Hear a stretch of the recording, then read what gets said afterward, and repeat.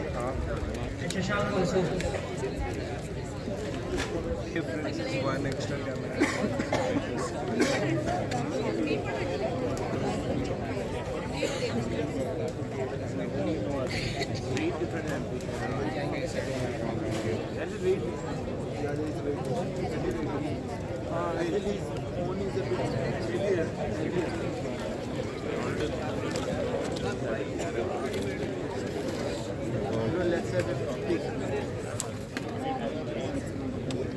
Sorry, call sorry.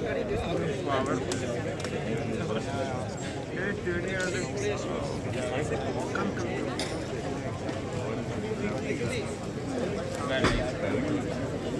It's okay. We just need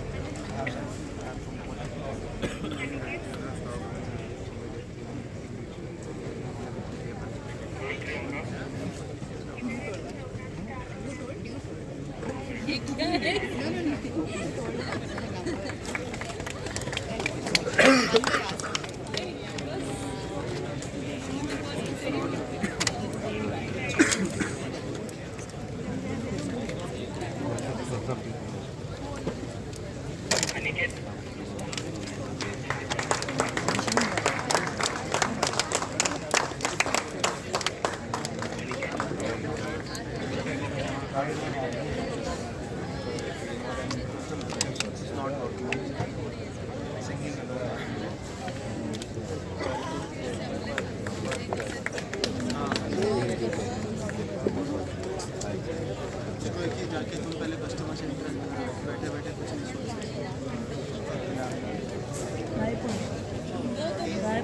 His words are good. You can't relate his profession with your profession.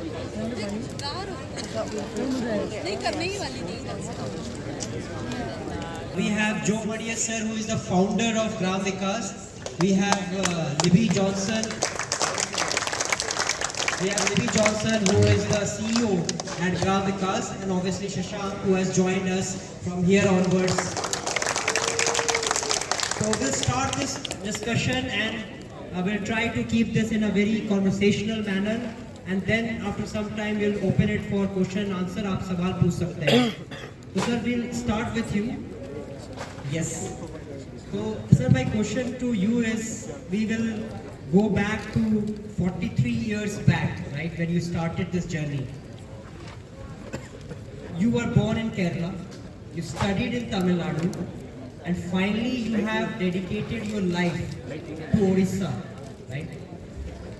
A person who is coming from a different place, different geography, and doing something in altogether a different geography.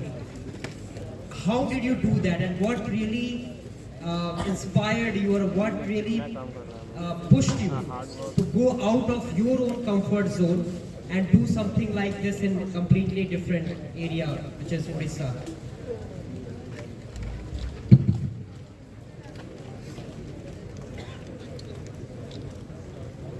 Odisha is my comfort zone. That's why I am here.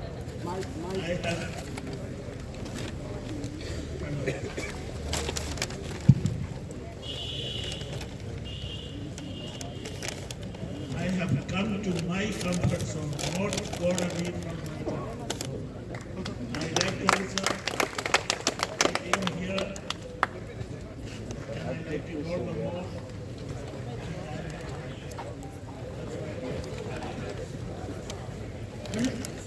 Tell us a bit about your journey, how it happened from Kerala to Tamil Nadu to Odisha. Okay.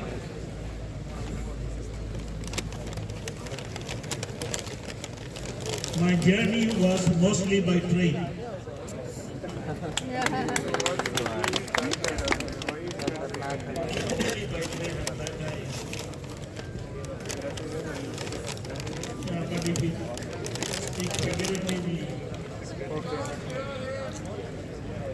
Okay, also please keep silence, utter silence, then you'll be able to hear this. Can you hear now? Yes. Okay. I will try this volume output that I've learned from Shashank. So,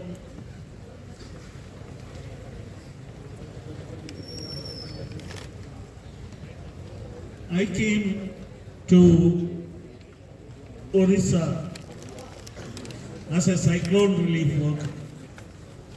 The 1971 cyclone of Odisha had killed over 10,000 people. It was really a devastating cyclone. I came with 40 friends of mine from Madras University to do relief work here. We joined up with other relief agencies and did relief work.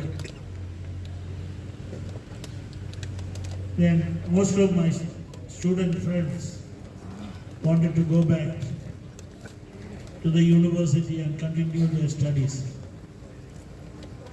I decided to stay on because I felt convinced that a person like me would perhaps be more useful in Odisha than back in the south of India. And that is how I came and I settled down in Odisha. And I have an inkling that nobody else would have me except Odisha. Thank you. Libby, my next question is to you. When you became the CEO, Gram Vikas has a certain shape and it had a certain direction, right? So now, since you are in the steering position for Gram Vikas, how do you see, are you going to bring a lot of change in the way Gram Vikas is functioning right now? Or are you satisfied with whatever is happening? So as the CEO who is now running this, what are your thoughts about taking it in the future? Thank you, Shivansh. I don't think change or not is a choice that we get to exercise. Gram Vikas in the last 43 years, I mean, there is about 3 years of work prior to Gram Vikas that Joe and team did in the hills here. In fact, many of the athletes, I mean, all the athletes would be visiting one or two of those villages later today. When we started, there were a set of conditions that need to be addressed, a set of problems, a set of issues. People had a set of aspirations at that time.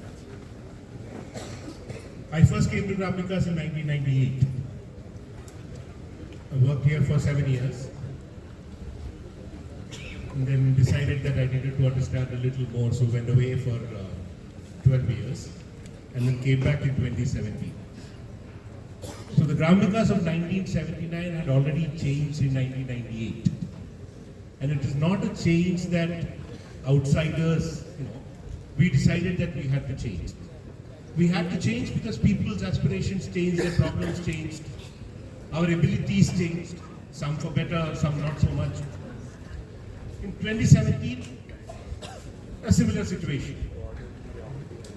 So Gram Vikas did two large stepping away. The first large program that Gram Vikas did was from the early 80s till about 1993. One of the first organizations in the development sector, non-government organization, demonstrating how technology can be used to address some pressing problems on the ground. At the same time, working substantially with the government. This was the biogas program. We did about 55,000 biogas plants across Odisha. At a certain peak of the program, Gram Vikas decided that it was enough. Because it had become a large government program where a Gram Vikas organizational approach was not adding much value. We had created about 6,000 trained masons and technicians who could do that. And Gram Vikas helped them, set out on their own. And we stepped out of biogas. And Joe, taking his piece, we moved from bullshit to proper shit. And moved from biogas to water and sanitation. From about mid-90s till about mid-2010s. Gram Vikas demonstrated that poor people would build and use toilets and bathing rooms if water is provided and also substantial handholding is provided. Swachh Bharat Mission came in 2014, Jal Jeevan Mission came in 2019, and we realized that as an organization going ahead and constructing toilets and bathing rooms, helping people to construct was not required anymore because government had taken over. So sometime in 2019 we did the second shift, moving away from, not completely exiting this time. Because we still believe that the Gram Vikas approach has great value, the water sanitation hygiene approach. We just needed to dig deeper where we were and also look at second and third generation problems. My colleagues would have explained the Water Secure Gram Panchayat program today is essentially an extension of the work that we've done. So I think one thing I'm particularly proud of Gram Vikas is the fact that we've been very responsive to what happens on the ground. We've tried our best and probably also achieved substantially in not being dogmatic about what we do and how we do, but remain grounded, ears to the ground, all five senses to the ground, and be able to come up with approaches, solutions, if I may, that is relevant for that particular period of time. So, if you look at the history, if you look at from outside, yes, substantially changed. Profile of people have changed. When Joe and all of us, the team came and set up Gram Vikas, we had to import human resources. There was a time when a large chunk of the colleagues in Gram Vikas were from coastal parts of Odisha, working in the hilly parts of Odisha. But today we realize that's not necessary because we have so much capable resources in the Adivasi areas of Odisha that we don't need to import anything. So that's another big shift that has happened in the way we do things. Finally, coming back to your question, like I said, change is not a choice that we have to exercise.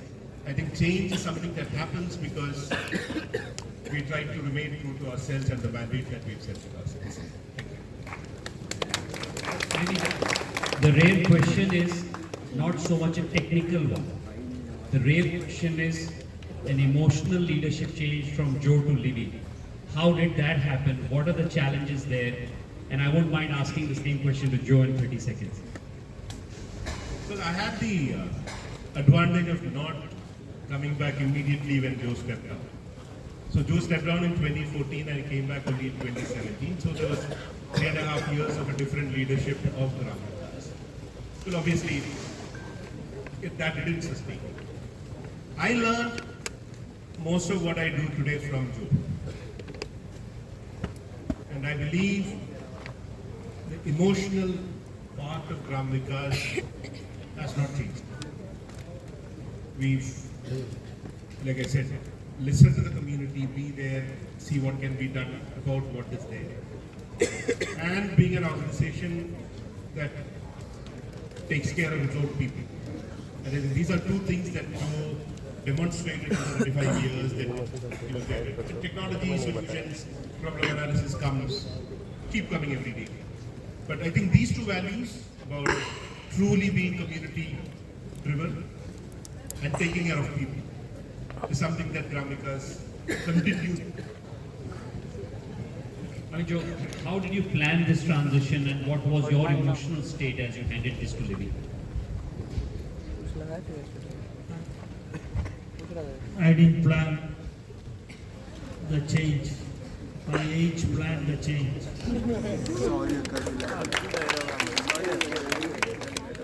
The more I began to listen to my colleagues referring to me as the old man, I decided that it was time that the old man withdrew and someone else had come. Yeah, initially the persons that we selected, though they were very good, didn't suit Vikas. So it was only natural that we went to Libby, who had 7 years earlier in Vikas and who knew the ins and outs of Vikas. And as such, Vikas did not pose him a big surprise. He came in smoothly as a knife which glides through butter, and today Vikas is in better hands than it had been for the last so many years that I was in GNC.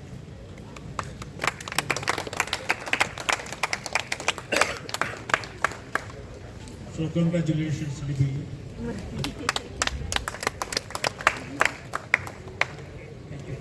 Maybe my question is to you. We have traveled so far to various places. We went to Arvind Eye Care to see their community work.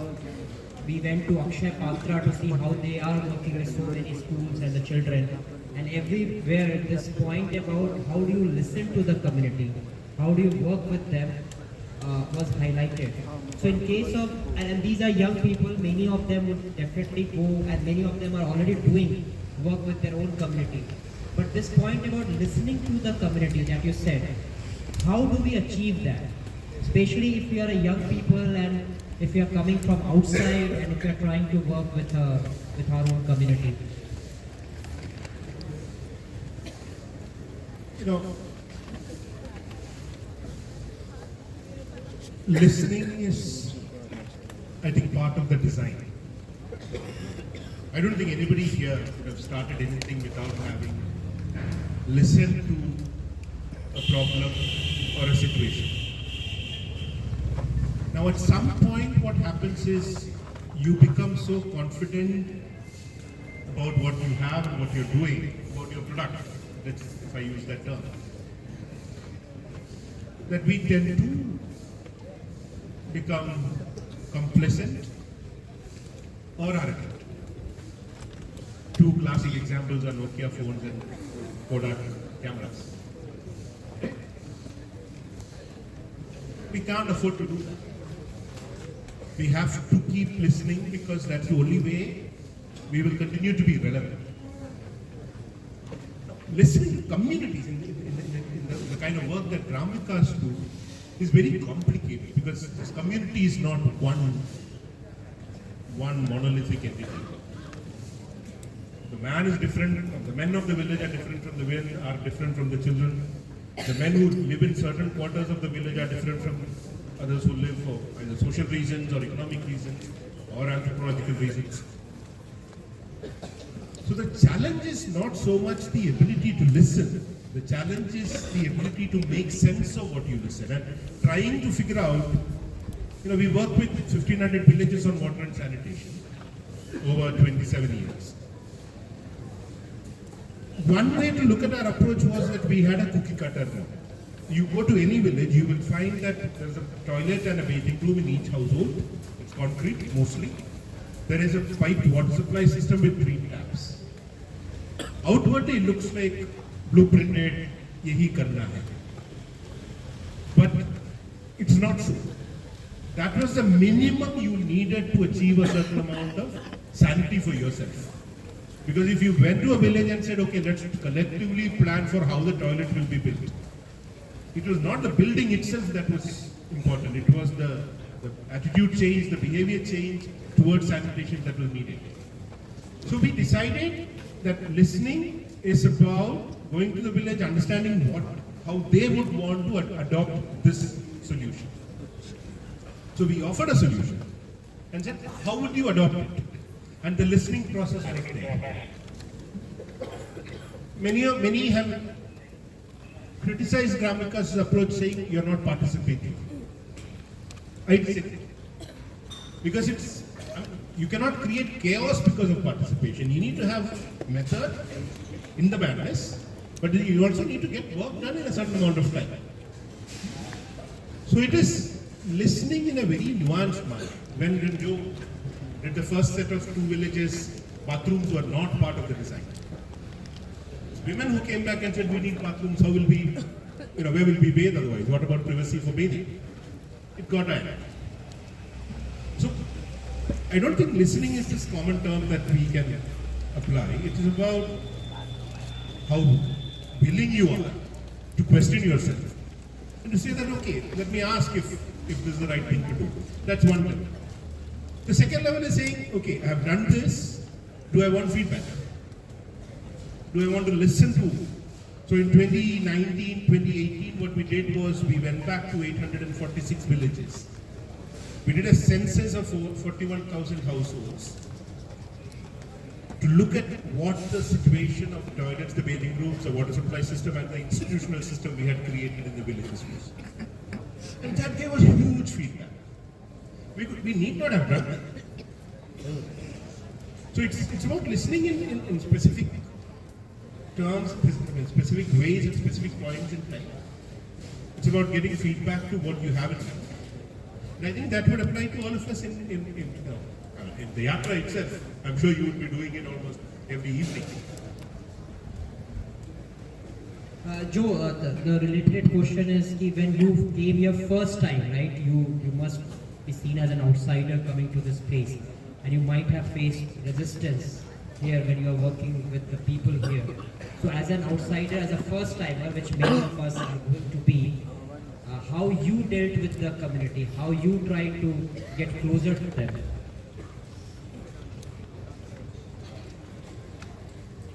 Initially, it was a huge task to get the confidence of the people with whom we wanted to work, to listen to the criticism of the people for whom you did not want to work, but to take in the criticism also. So initially, when we started work, people in the villages had seen many, almost hundreds of people coming, and promising them a lot of things. You give this much money, you will get bullocks, you will get this much money, you will get this or that, and everything of the tribals, everything of the Adivasis was taken away in this manner. So there was no reason why they would believe us. They had seen these guys coming and going, and all that they experienced was exploitation.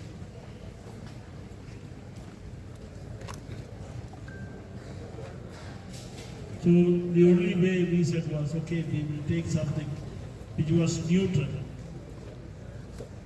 So we worked with the people, and we said we would work on health now. At that time,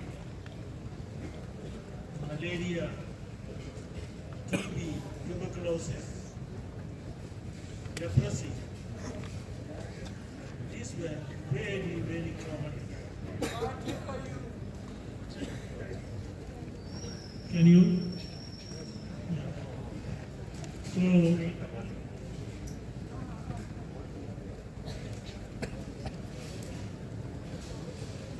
So these diseases were very common.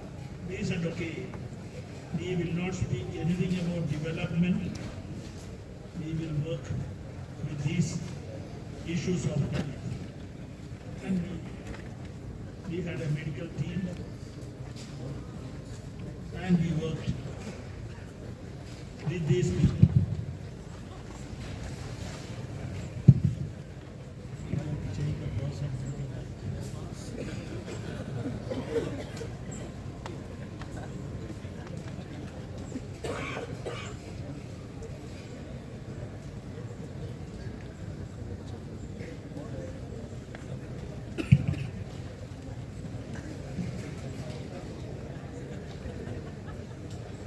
There are other. Oh.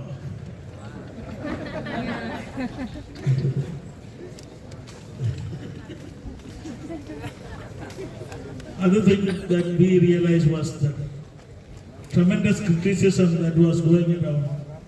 Oh, these are Christian missionaries who have come to this area to proselytize or convert people to Christianity. And it was very convenient for the people to say that and easily believable because of my name was a Christian name. But all other names were not Christian, they were Hindu.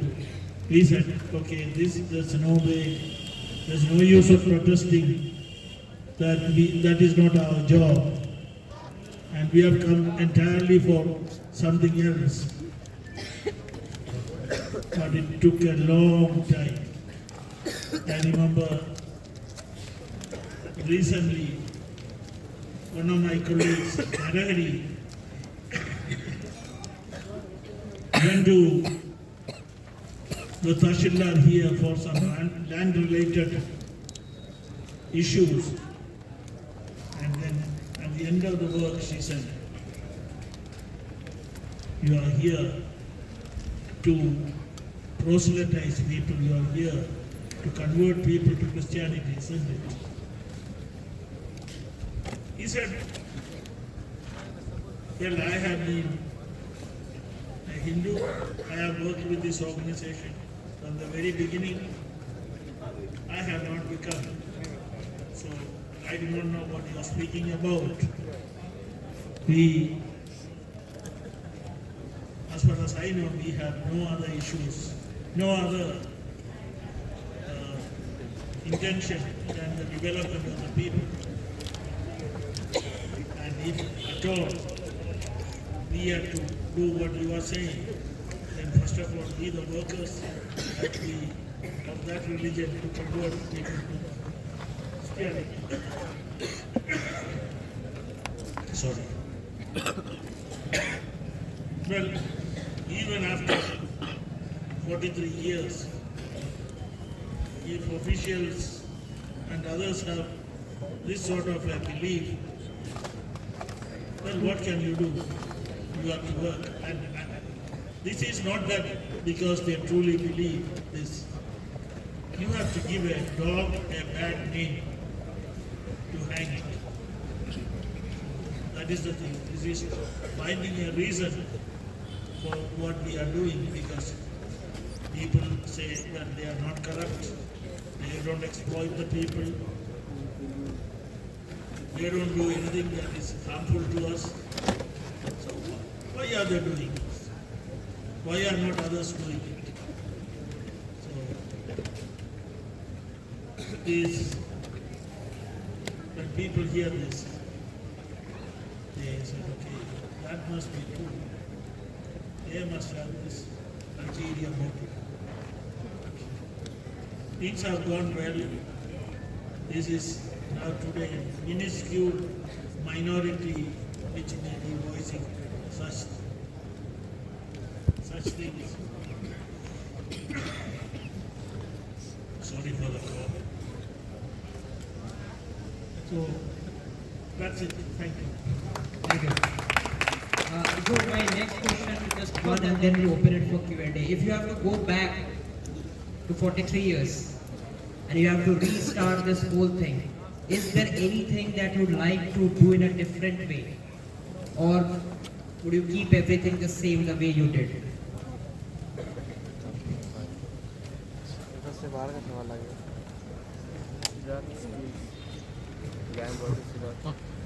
Yeah, there are quite a few things. Smiling.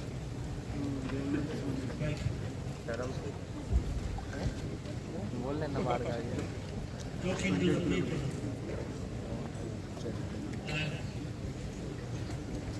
Talking to the people. Till they understood. And not because I felt that I understood the whole problem, the people would understand.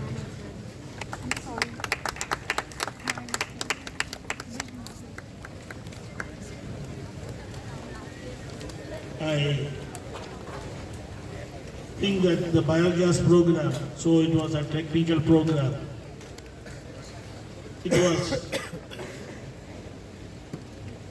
very good we started because we got in touch with over 6,000 villages. And no other thing would have given us, at least today, but I think my experience would have given us that experience.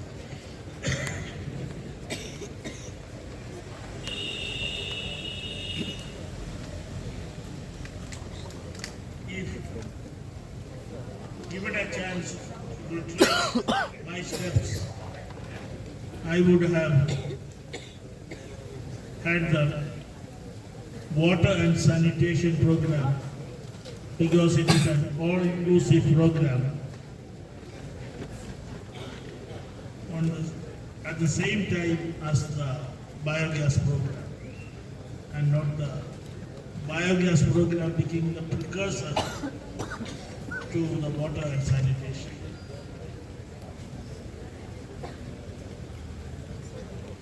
Maybe if I had the chance, I would have handed over to Libby the organization and its whatever it is doing slightly earlier. Thank you. Libby, my last question to you, that this sector, one of the biggest problems we face is getting good talent and also retaining them. So how you, as a Gram Vikas, attracts, inspires them and retain them?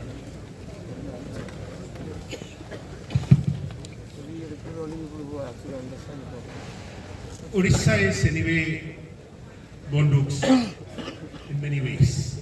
It has been always.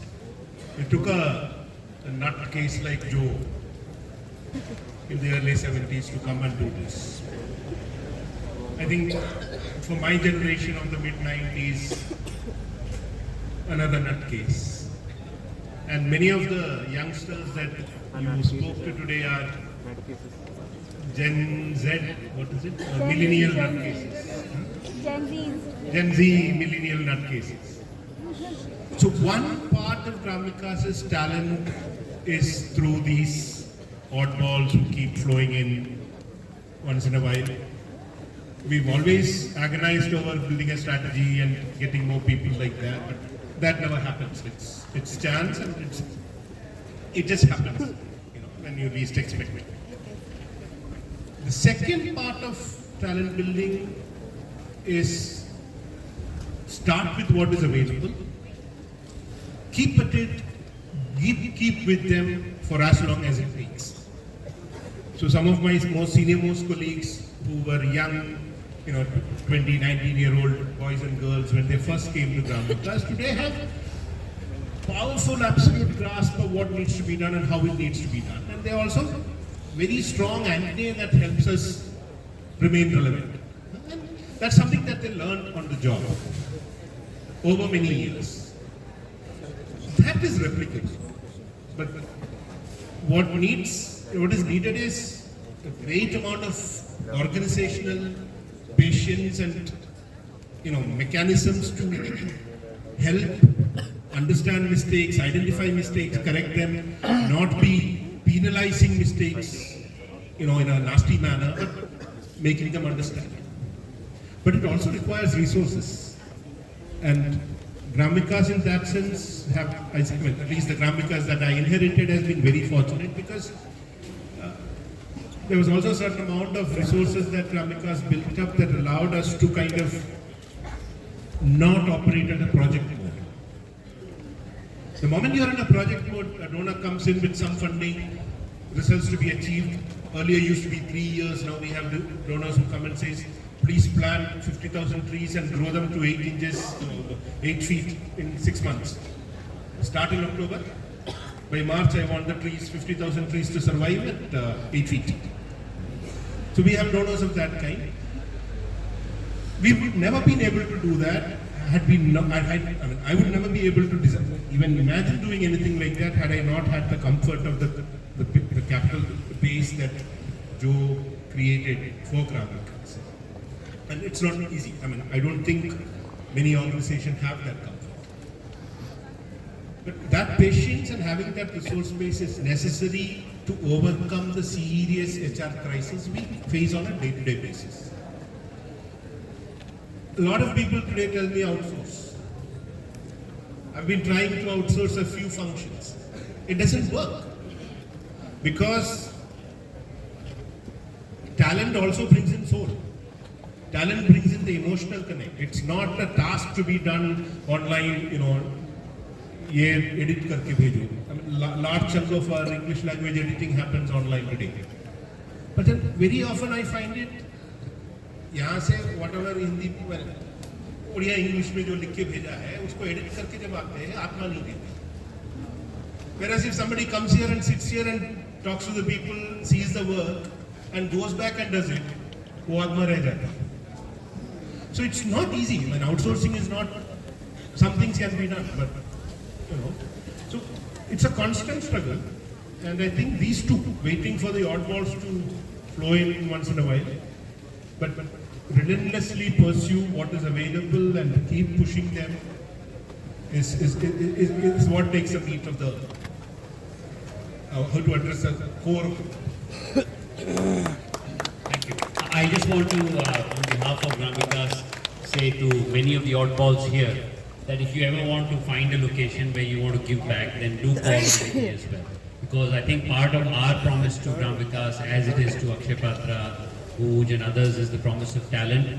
Many of you here are looking for an alternate way. I think as you go around now, after this till the 31st evening, you will find this place to be very inspiring. I definitely find it to be. So thank you. Lovely. We can quickly have a few questions. If somebody has a question, I request them to please come in the front. And we can take up to 4 or 5 questions. 8 to 9 questions we can take. Sure. Pranam sir. Questions for Joe sir. If you can go back 30 or 40 years back, and you have done maybe 100 or thousands of mistakes, okay? I'm asking you one question only, that if you can go back 30 or 40 years, and you can correct only one mistake, okay, which will that be? I'm not interested in 100 of the mistakes, only one mistake. Which will you prioritize not to do? Maybe we are doing it right now. That is, I want to know. It's difficult for a person like me who has made hundreds of mistakes to select one out of those 100 mistakes. But let me try.